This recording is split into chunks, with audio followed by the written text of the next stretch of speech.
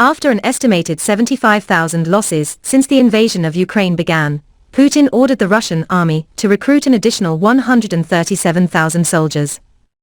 Russian President Vladimir Putin has ordered his army to recruit an additional 137,000 soldiers to replace an estimated 75,000 killed or wounded in Ukraine since the invasion began. Putin signed a presidential decree increasing the number of armed forces to 2.39 million, including more than 1.15 million soldiers. The Kremlin decree did not say whether the army would strengthen its ranks by recruiting more conscripts, increasing the number of volunteer soldiers, or both.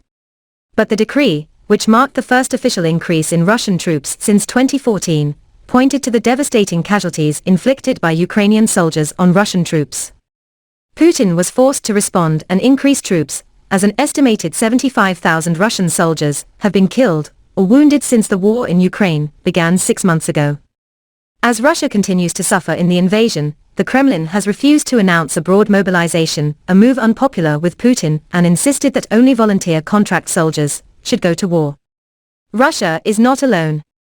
At the start of the war, Ukrainian President Volodymyr Zelensky promised to grant amnesty to veterans if they volunteered to fight, but it's unclear if anything came of it.